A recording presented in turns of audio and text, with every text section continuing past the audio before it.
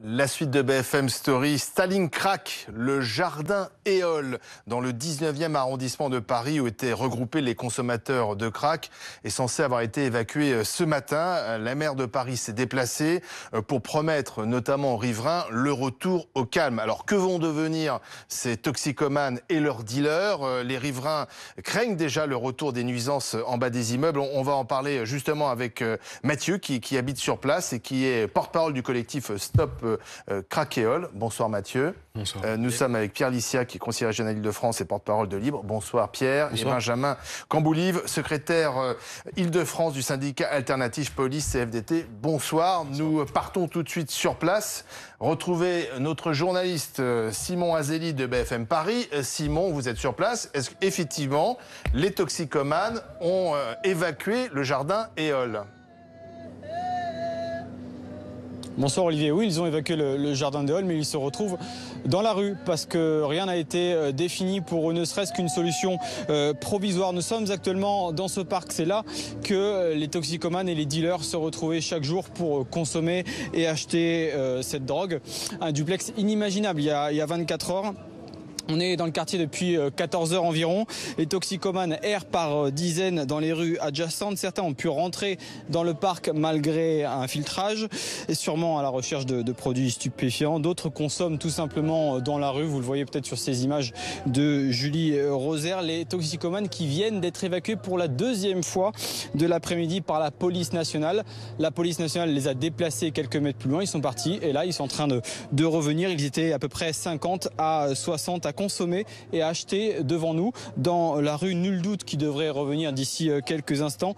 La situation est loin d'être réglée. C'est ce que craignent justement les riverains. Ils redoutent les nuisances, les agressions, les intrusions dans les halls d'immeubles ou encore la mendicité agressive. On va rappeler qu'il y a eu de nouveaux tirs de mortier samedi dans le quartier lié à ça. Alors justement, monsieur le policier, ça semble quand même ubuesque cette histoire, c'est-à-dire qu'on a dit aux forces de l'ordre, regrouper dans ce jardin les dealers et les toxicomanes, ça permettra quand même aux riverains de dormir le soir et la nuit. Et puis maintenant, comme ce jardin, on doit le rendre aux habitants, on leur dit, vous évacuez le jardin, mais on les remet finalement sur le trottoir.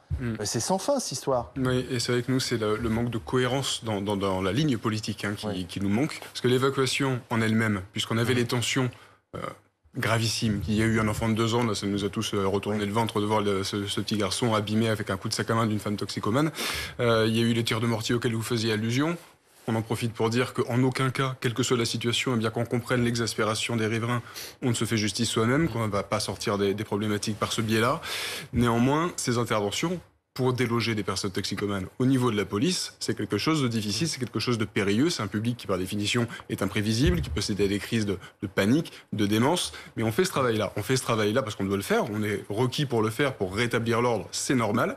Mais on veut une cohérence politique. On veut savoir que notre action, elle a un sens. Elle s'inscrit dans un projet. Et là, en effet, de savoir qu'ils n'ont pas de prise en charge sociale, médicale à l'issue, ça nous laisse un petit peu pantois. Mais il y a deux choses, parce qu'il y a à la fois les dealers qui sont des délinquants, que vous devez arrêter. Bien entendu. Pourquoi ces dealers, on a l'impression qu'ils agissent un peu en toute impunité, puisqu'ils se retrouvent au même endroit, et d'ailleurs ça dure depuis maintenant de longs mois, voire des années. Et parce que qu'on appelle ça une salle de shoot, ou qu'on réquisitionne un jardin, ou alors une salle de consommation supervisée, j'ai noté cette formule, le fait est que c'est un schéma qui n'est pas le bon, puisque vous allez envoyer un message de banalisation de la consommation de drogue. Vous allez compliquer, comme vous y faisiez allusion, le travail de la police, puisqu'on est sur un secteur où on a le droit d'aller et venir avec une dose de drogue sur soi. On va regrouper les consommateurs sur un point donné. Bien sûr qu'on va inciter le trafic de stupéfiants. Il faudrait être un très mauvais trafic en drogue pour ne pas aller là où on regroupe les consommateurs et là où on a le droit d'avoir de la drogue sur soi. Donc ça, c'est un véritable problème opérationnel au niveau police. Et vous envoyez un mauvais message aux délinquants. Donc il ne faut pas mettre ce type de structure Encore une fois, on a une expérience aujourd'hui probante, j'allais dire, de ce qu'il ne faut pas faire en matière de réduction, de prévention des risques, cette fameuse salle de consommation à moindre risque du côté de la gare du Nord. Aujourd'hui, qu'est-ce qui s'est passé ? Vous avez des toxicomanes qui viennent, qui vont et qui ressortent, qui sont dans le quartier à toute heure du jour et de la nuit. Vous créez un point de fixation de la consommation et donc, de fait, évidemment, monsieur, c'est le bon sens ce que vous avez dit, c'est que tous les dealers convergent dans ce quartier parce qu'ils savent qu'ils auront des débouchés commerciaux. Mais l'idée, c'est de sortir ces consommateurs de la drogue. Le problème, je pourrais être d'accord avec Madame Souiris si véritablement on avait un véritable parcours de soins et que ces salles de shoot, parce qu'il s'agit de salles de shoot, permettait d'être en réalité un premier sas avec une prise de contact avec ces toxicomanes qui sont en grande précarité et en grande marginalité, et de les orienter petit à petit vers des parcours de soins. Le problème, c'est qu'on s'arrête au milieu du gué. Le problème, c'est que vous accueillez les toxicomanes, ils peuvent consommer librement à l'intérieur de ces salles et ils ressortent. Ce qui fait que dans le quartier de la Gare du Nord, où se situe la salle de shoot, il y a une explosion de la consommation de rue, il y a une explosion de l'insécurité, des faits d'insécurité. Alors on va expliquer que, mais non, en termes de recensement d'actes d'incivilité, d'insécurité, ça baisse. Mais c'est un chiffre en trompe-l'œil, parce que les habitants vivent tellement au quotidien avec des agressions, avec des scènes de consommation à ciel ouvert dans leur hall d'immeuble, des scènes d'agression verbale, physique, des scènes de masturbation de rue. On en a encore vu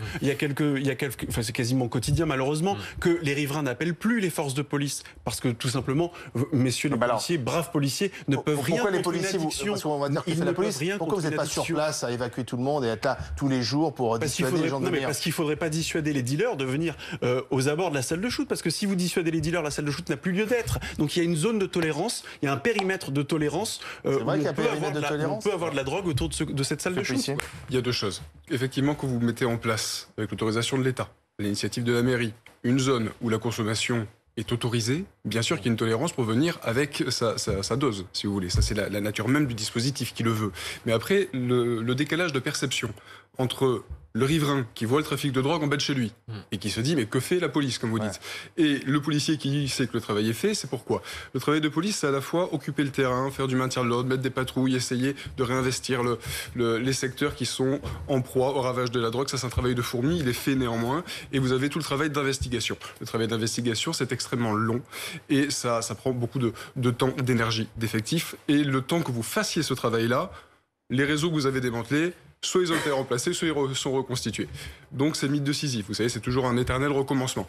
Et nous, on fait le travail efficacement, mais la conjoncture est telle que le bénéfice du trafic l'emporte sur le risque de la sanction. Donc le trafic explose, donc les points de deal fleurissent, et donc le riverain se dit la police ne fait rien. Mais la police croyez-moi.